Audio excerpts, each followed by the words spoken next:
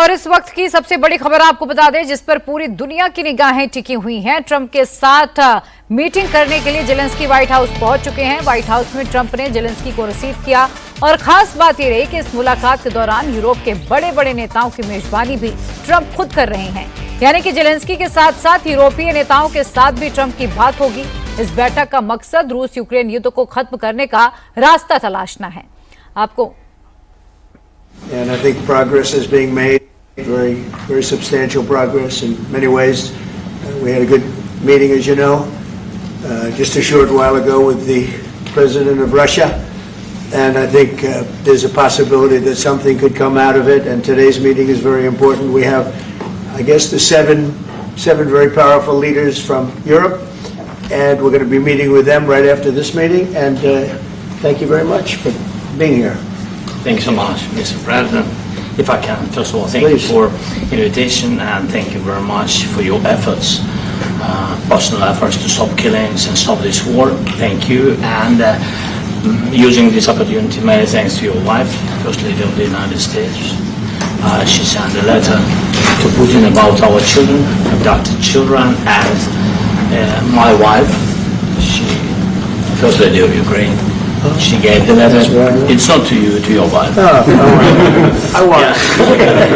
Yeah. So we are saying this sensitive topic. Yeah, please. And thanks to our partners and that you supported this format. That after our meeting we can have leaders who are around us, UK, France, Germany, Italy, Finland, EU, NATO. I mean all partners around Ukraine supporting us. Thanks to them and thank you very much for invitation.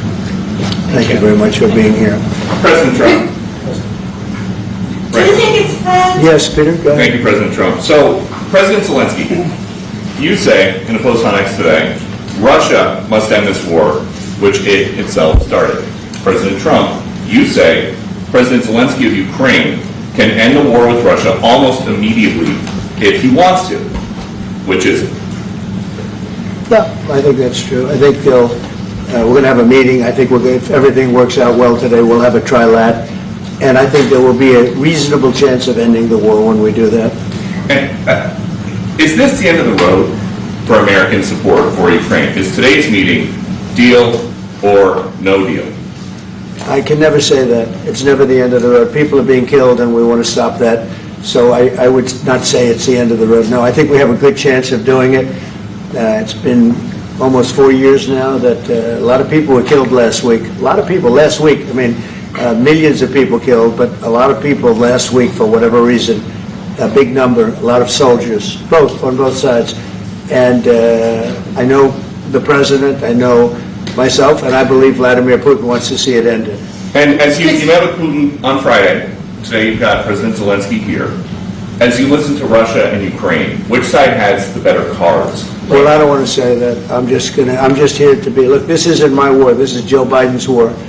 He's the one that had a lot to do with this happening, and we want to get it ended. And we want it to end good for everybody. We want it to end good. The people of Ukraine have suffered incredibly. President Zelensky, are you prepared to keep sending Ukrainian troops to their deaths for another couple years, or are you going to agree to redraw the maps? Thank you for your question. So, first of all, we live under each day attacks. You know that today have been a lot of attacks and a lot of wounded people, and the child was dead, small one year and a half. So we need to stop this war, to stop Russia, and we need support American and European partners, and we will do our best for this. So, and I think we show that we are strong people, and we supported the idea of the United States, of personally of President Trump, to stop this war, to make a diplomatic way of finishing this war, and we are ready for trilateral, as President said. This is a good signal about trilateral. I think this is very good. Thank you. Mr.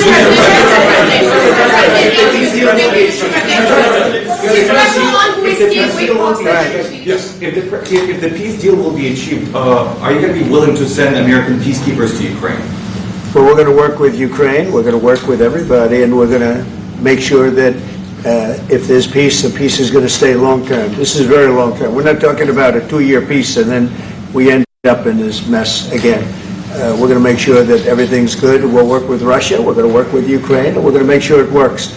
And I think if we can get to peace, it's going to work. I have no doubt about it.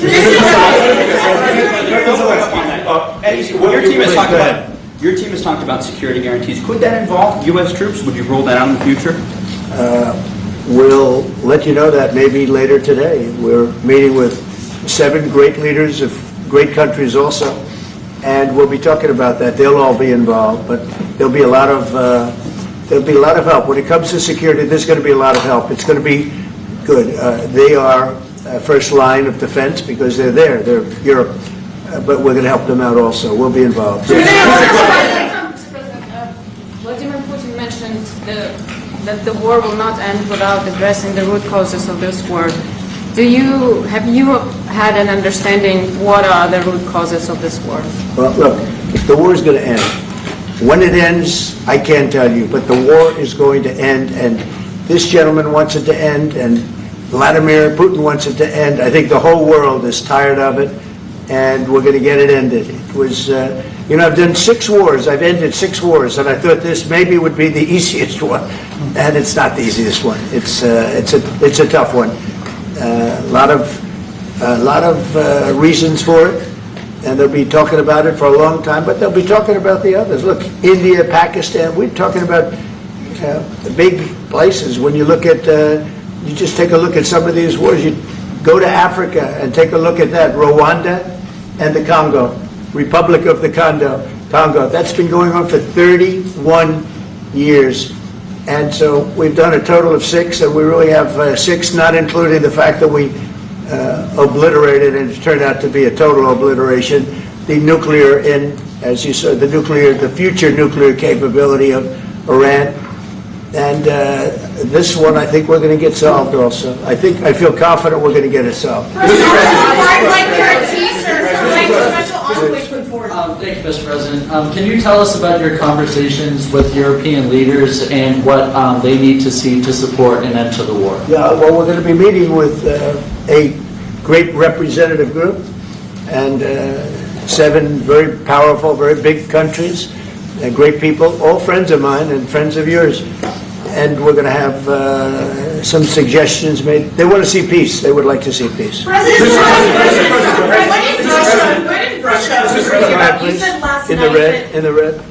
President Trump, do you think it's fair for Ukraine and for Russia to achieve a lasting and durable peace if Ukraine cedes its territories that Russia hasn't yet conquered? Do you think it's a fair peace for Ukraine?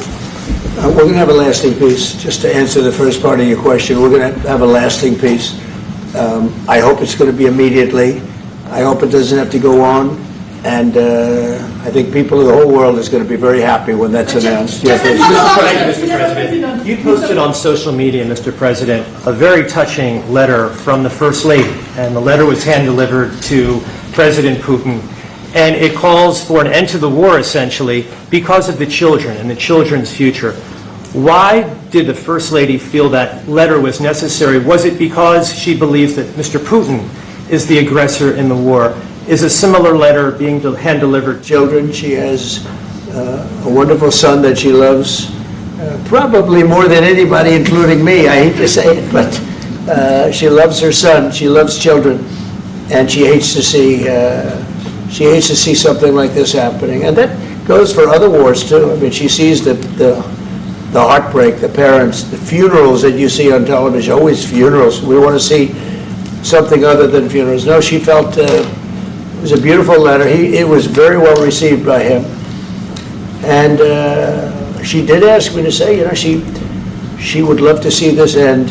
She would love to see it end. And she says it very openly, very proudly, and with great sorrow because so many people have been killed. Last week, Brian, go ahead, Brian. Yes, sir. I've got a question for each of you. Yes. First of all, President Zelensky, you look fabulous in that suit. I said the same thing. Yeah, you look good. I said the same thing. Yeah, looks good. I said the one that attacked you last time. See, that was I remember that. I apologize to you. You look wonderful. No, my first question for you, President Zelensky. In the same suit. You see, I changed your Maybe yours is much better than mine. Real quickly, upon peace, God willing we get peace, are you open to holding an election in your country? Yes, of course. We are open for election, yes. We have to do safety circumstances. And a little bit, we need to work in the parliament, because during the war you can't have elections, but we can do security. We need, maybe, how to say, we need a truth, yes, everywhere, in the battlefield, in the sky, in the sea, yeah, to make possible for people to do democratic, open, legal elections. So you say during the war you can't have elections. So let me just say 3.5 years from now. So you mean if we happen to be in a war with somebody, no more elections? Oh, that's good. I wonder what the fake You like news this is. idea? Yeah. No. Speaking of news, I got a question for you. This sounds insane for me even to ask this, but do you think the American media really doesn't even want a peace deal? Because they've seen they've been so critical of you every step of the way as you lead the charge for peace. It's an amazing phenomenon. I said that if in the settlement you got Moscow, St. Petersburg, and thousands of miles around them, they would say I made a bad deal. The level of hatred and animosity is incredible. Not with all. I mean, we have great people up here. We also have terrible people up there that I think are told what to say. But, you know, in solving all of these wars, they don't even write about it. You know, I saw major wars. I saw wars that have been going on for 31, 35, and 37, and a couple of quicker ones. One that was going to go into a full-blown deal very quickly. You know what the one I'm talking about. It was a big one. But they don't even write about that. No matter what I do, no matter what, and you know, this is not anything to do with you. It's probably to your advantage in a certain way. But no matter what I do, no matter what deal I make, from my standpoint, you'll come out good. Maybe President Putin will come out good. But they'll say, Trump was absolutely horrible. It's just that, and I've lived with that for a long time. I've lived with it since just before the first election. I used to get great publicity. Now I get the worst publicity anyone's ever gotten in office, but I won in a landslide, so that people understand. They're the only ones that count, ultimately. But I've also had great reporters. I've had journalists that are very good. But it's very sad when you do the right thing. As an example, they said, because of the fact that Vladimir Putin came to American soil, this was a tremendous defeat for Donald Trump. No, it was really wonderful that he did it. It was a hard thing for him to do, to be honest with you. It was the opposite of what they said, but they said it. Now, if he didn't come, they'd say that was also bad for Trump. You know, there's no way. And there's just a great dishonesty of the press, and I think that's why it's lost its credibility. You know, its credibility is at an all-time low. We have a thing going on right now in D.C. We went from the most unsafe place anywhere to a place that now friends are calling me up, Democrats are calling me up, and they're saying, sir, I want to thank you. My wife and I went out to dinner last night for the first time in 4 years, and Washington, D.C. is safe, and you did that in 4 days. I'll tell you, it's safe. I had another friend of mine. He has a son who's a great golfer. He's on tour, and he came in fourth yesterday in the big tournament where Scotty Scheffler made the great shot, and he said his son is going to dinner in Washington, D.C. tonight. I said, would you have allowed that to happen a year ago? He said, no way, no way. He said, what you've done is incredible. And I think the people realize it. But the press says, he's a dictator, he's trying to take over. No, all I want is security for our people. But people that haven't gone out to dinner in Washington, D.C. in 2 years are going out to dinner. And the restaurants the last 2 days were busier than they've been in a long time. So Thank you. I walked around yesterday with MTG. If you can walk around with DC with MTG and not be attacked, this city is safe. Sir, on the security Thank you, Mr. President. Last week, you warned of what you called severe consequences if a 30-day ceasefire or any type of ceasefire were not agreed to by Russia.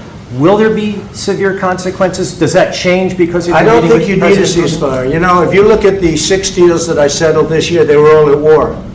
I didn't do any ceasefires. And I know that it might be good to have, but I can also understand strategically why, well, you know, one country or the other wouldn't want it. You have a ceasefire and they rebuild and rebuild and rebuild, and, you know, maybe they don't want that. But if you look at the 6 deals that we made peace and you know, long-term, long-running wars, I didn't do any ceasefires.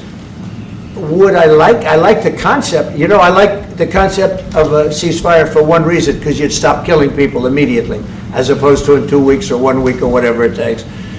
But we can work a deal where we're working on a peace deal while they're fighting. They have to fight. I wish they could stop. I'd like them to stop. But strategically, that could be a disadvantage for one side or the other. But all of these deals I made without even the mention of the words ceasefire. President Zelensky, can you explain the decision to offer Ukraine Article 5-like security guarantees, but stop short of pushing for their full membership? Yeah, well, we haven't done anything on that yet.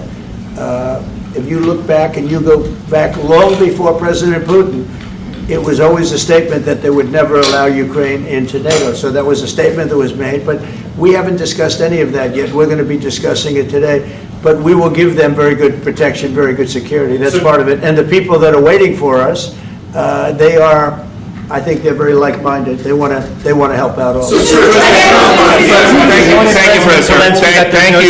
you, President Are you Trump. disappointed there's no The United ceasefire, Mr. States, President? the United States has already given hundreds of billions of dollars to this war effort in Ukraine. At best, it is a stalemate, and the killing continues. So, President Trump, how much more is the United States willing to give Ukraine? And President Zelensky, how much more do you want? Well, I'll start off just by saying we're not giving anything now. We're selling weapons. This is something before, I guess the number is well over $300 billion. That was under Joe Biden, a corrupt politician, not a smart man, never was. By the way, go back 40 years, he was not a smart man 40 years ago either. But now he's in particular bad.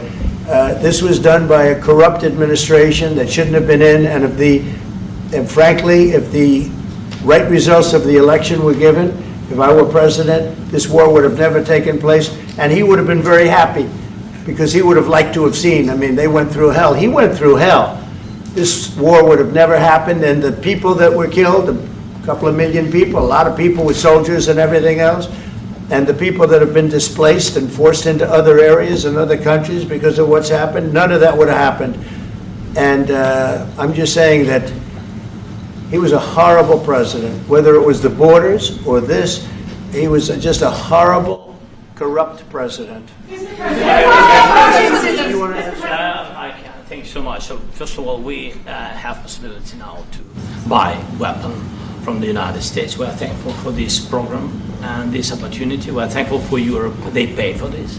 And through NATO program, for example, Pearl and etc., we have some programs where we can have some money to finance this. And this is a part, I think, it's not a part for the war and to defend us. It also will be a part for security guarantees, to strengthen our army, to rearm Ukrainian army. This is very, very important. And it depends how much money we need to rearm. For example, the question of air defense, we spoke about it with President Trump, and I'm happy that we have now bilateral decisions and we work on it with production, American production. Nobody in Europe has so many air defense like Patriots, for example. We need it very much, and this is also about defending. I think the good news, we make the best military equipment in the world by far. You mentioned the Patriots. How good are they? Systems. We have systems, they're literally 100% foolproof. And it's really like shooting two bullets, two bullets hitting each other in the air in a space like this. The chance is 100%. It's 99 to 100%.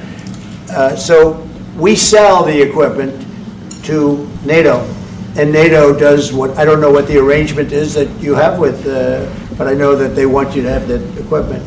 And we're getting the best equipment in the world, but they pay us for the equipment. Under Biden, it was just crazy what was going on.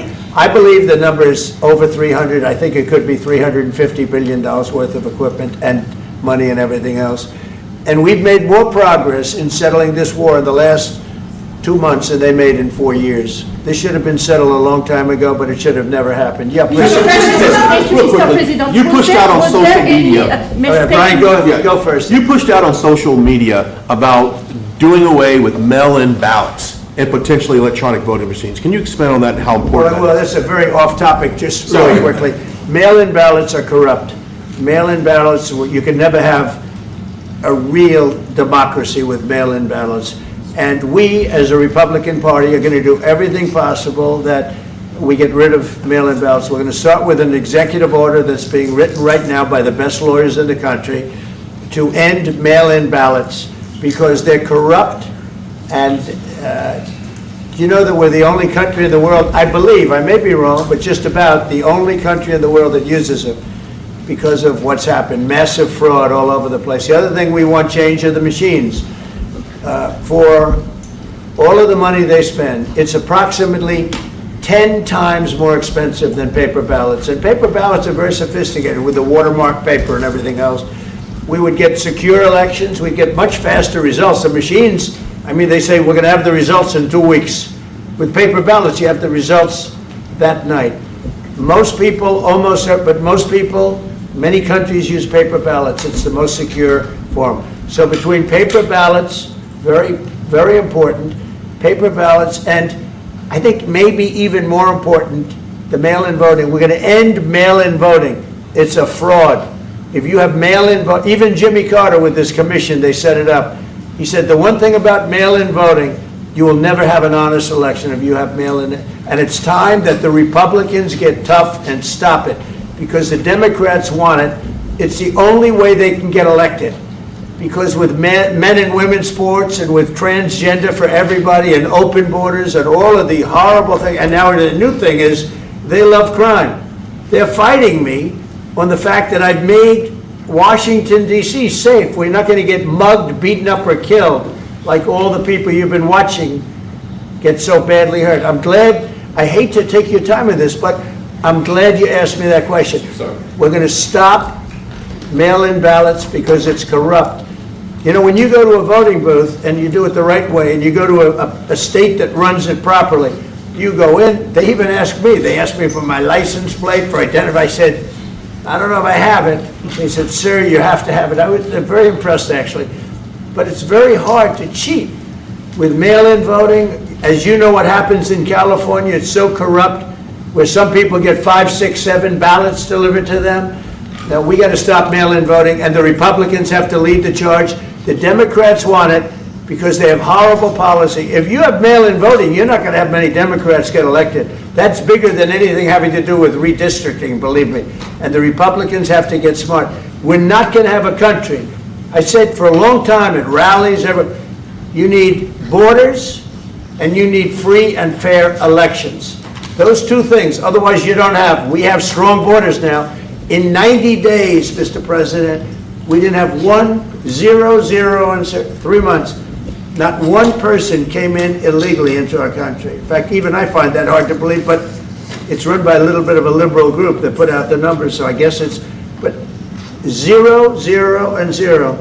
You go back a year ago, 2 years ago, 3 millions of people poured into our country. It was terrible. Thank you very much. What security guarantees do you need from President Trump to be able to make a deal? Is it American troops, intelligence, equipment? What is it? Everything. And really, it includes 2 parts. First, strong Ukrainian army. That's what I began to discuss with your colleagues. And it's a lot about weapon and then people and training missions and intelligence. And second, we will discuss with our partners. It depends on the big countries, on the United States, on a lot of our friends. And Mr. President, are you willing to commit American troops to that NATO-like protection in order to get President Zelensky to a deal today? Well, I don't know if you define it that way, but NATO-like, I mean, we're going to give, we have people waiting in another room right now. They're all here from Europe, biggest people in Europe, and they want to give protection. They feel very strongly about it, and we'll help them out with that. I think it's very important. I think it's very important to get the deal done. You've been involved with the peacekeeping in Ukraine since your first day in the administration. What would you say to the Ukrainian people right now who are suffering under the Russian attacks and hoping that the American people will stand with them? Well, I know Ukrainian people. I've known many over the years. They're great people. They're smart. They're energetic. They love their country. I mean, they love their country, and we want to get this war ended. That's all I can do. I love the Ukrainian people, but I love all people. I love the Russian people. I love them all. I want to get the war stopped. Very important. Mr. President, was there any aspect of your discussion with Vladimir Putin that left you disappointed? Look, we just spoke to, I was just telling the president, I just spoke to President Putin indirectly, and we're going to have a phone call right after these meetings today. And we may or may not have a trilat. If we don't have a trilat, then the fighting continues. And if we do, we have a good chance. I think if we have a trilat, there's a good chance of maybe ending it. But he's expecting my call when we're finished with this meeting. Thank you very much. Thank you.